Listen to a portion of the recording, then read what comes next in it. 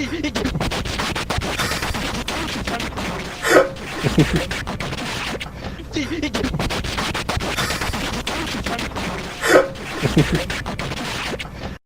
everybody, Black Ninja 797 here, and welcome back to another video. In today's video, I'm going to be showing you guys another Fall Guys win that I got. I decided that I'm going to start turning off the face cam unless I'm intentionally recording, just because I feel like it's a little bit distracting with the commentary overlay not matching my lips.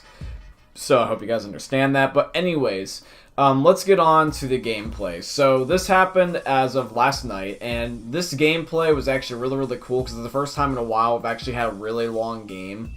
Because this game actually ended up going 6 rounds compared to the normal average like 4 or 5. And that's usually what I tend to get now. It means that essentially people are getting better and the game, can essentially be completed quicker if you can eliminate the bad players. And I haven't had a 6-round game in a while because it just hasn't happened. And plus also the thing is they've also been switching the game modes around, so that might be a reason why as well. But with my Jelly Bean having his lucky underpants, I emerged victorious.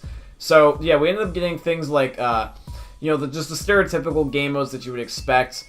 And I did win at a game mode that you don't really see too often. A lot of people win at Hex, for example, but one of the 3 games that you don't see nearly as often was the finale that I managed to win. Probably the most random, I would say, out of all of them.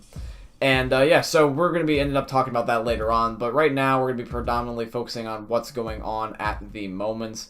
And what's predominantly going on at the moment is really just, honestly, what you're seeing is just me getting used to the game and just going full on tryhard. Because as I mentioned in my most recent set of videos, I just kind of took this game seriously as much as I liked it.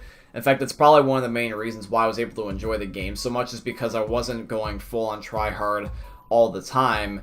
Because when I go full on tryhard, there's like an essence around me that's just like, okay, I'm gonna go in, I'm gonna go ham. And when that doesn't happen, it's very easily, someone like me who could get essentially pissed off at that. And I've been trying not to. So when I have my moments of tryharding, I also will have my moments of my breaks and, where I'm just not fully, just getting super into the game to the point where I'm starting to get pissed, because it's not worth trying to play the game if you're just naturally just going to get pissed. And I'm learning that, and I am starting to understand that. And I'm really glad that I was able to get this win too, is because now I have an additional 5 Crown Sing in my inventory, which means that once the Royal Ninja Pants come, I can end up having a full-on outfit. Because I've started to realize with Fall Guys is that other than the Battle Pass and other than the costumes, the game is just really meant for fun, and I like that aspect. It's got a good video essence about it, it's got a good casualness about it. It reminds me kind of like Titanfall 2, where even though a lot of people didn't necessarily make videos on it, Titanfall 2 was just a game for me that was very casual, but could be try-hard if need be. And so I could theoretically try to give myself a ton of goals, like trying to get a crossover skin, which I wouldn't be opposed to. It's just that the thing is, though, is I'm not going to force myself to buy a crossover skin if I don't happen to end up wanting it. And also, as well as that, if there's just naturally a better skin, I am going to probably buy it over the over skin. So whether or not I get a crossover skin, that's completely up to if I just happen to have the wins by the time that it gets there, or if I just just naturally want it. Because if I'm not going to force myself. The only way I can theoretically get is if I just have extra leftover crowns. That's just going to really depend on how much I play the game. So we'll have to wait and end up seeing. But for predominant goals, the only thing really I have left is to rank up the Battle Pass. I got like half of 1 tier left. And then I'm also going to be trying to switch my focus onto the new Modern Warfare update, which you guys should also be expecting videos on very soon, because there's a whole bunch of new things, such as a new Easter egg in Warzone where you can get a new weapon blueprint. Obviously, like the Battle Pass this time around is new and fresh, and there's new guns in it. And overall, it's just one of the last hurrahs for Modern Warfare, because I did enjoy that game. It's its last season, so I'm going to try to get the most out of that I can. And then there's also other things, such as me trying to wrap up Fortnite and just other games, Overwatch, etc. I'm starting to learn that some of the games that are predominantly where I can either buy them or earn them, I'm going to probably end up trying my best to earn them, but if I need to buy them, because there's things like Fall Guys where you can literally only earn them. In Fall Guys, you can't buy tiers in like a battle pass, for example. So it's not like I can spend like a quarter and buy half of a tier's worth of XP or spend $1 and get the full tier. It just doesn't work that way. So my main focus was on Fall Guys, because if I really needed to, if I was in a push or just in a pinch, I could buy the rest of the Fortnite or Modern Warfare tiers.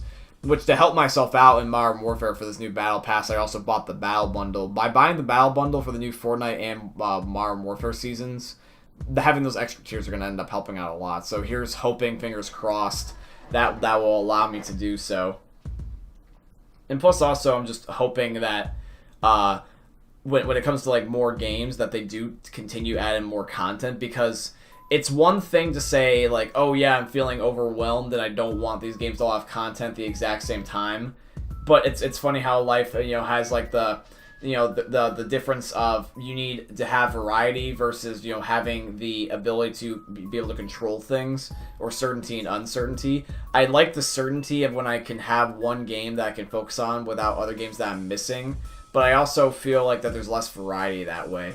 So it really is just going to depend on the circumstance. I feel like that I'd rather just have a whole bunch of games that would have content, and I would pick it rather than just having the certainty of one. Because if I get bored and then I requested that one outcome, then I can't exactly reverse that. Because I got to be very careful what I say, because otherwise the devs might end up doing something like that.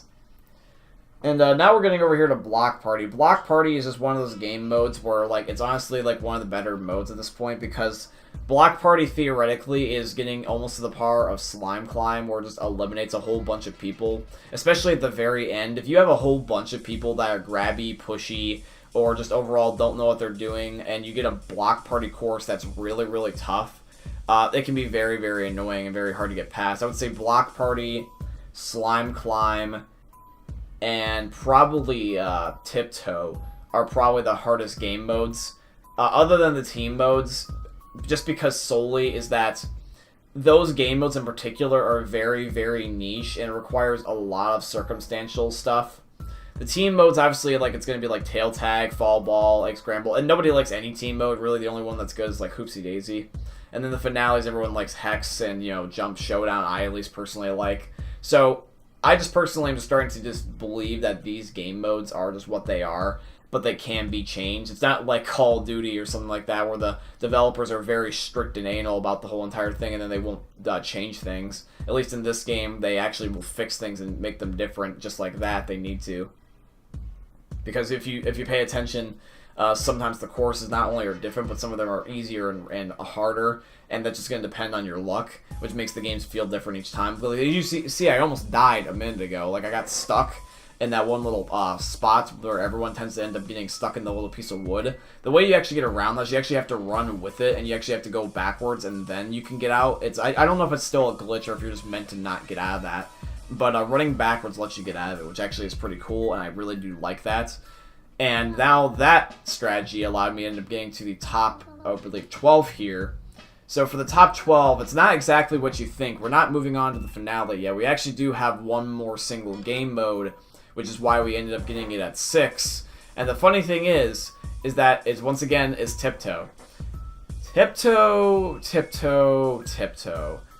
I like this game mode because I've had good experiences with it, but Jesus Christ, is this game mode chaos. Like you're gonna see in this gameplay that I've been starting to do a strategy lately, because everyone has been, pussyfooting around and they won't actually end up running the course the way I want. So what I do is I go in the middle of tiles and I do a dive jump. And since the way that the tiles are organized in this game, it's very likely you're going to at least land on one golden square. And since people can jump, you're basically exposing like half the map instantaneously. It just is kind of to get things going.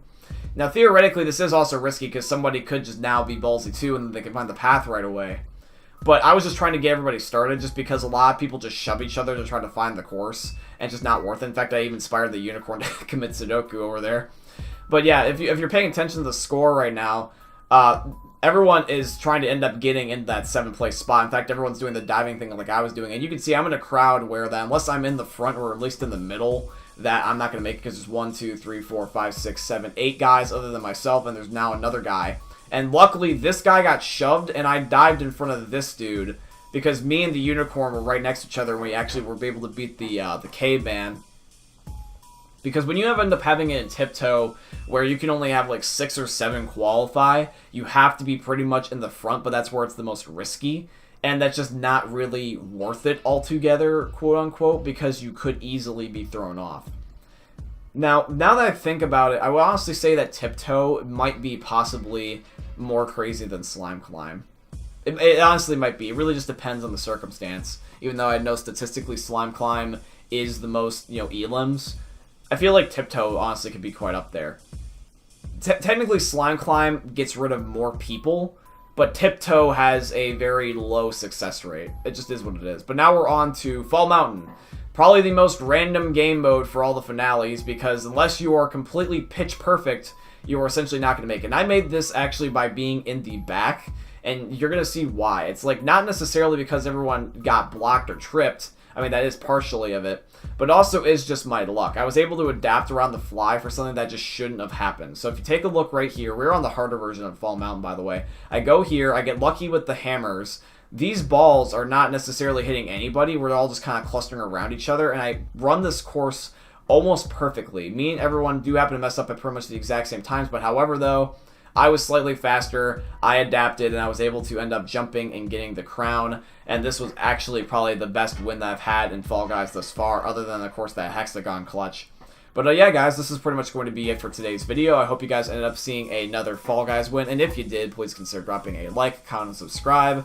I hope you guys enjoyed another YouTube video from the most unique YouTuber you guys will ever see. Peace out, guys.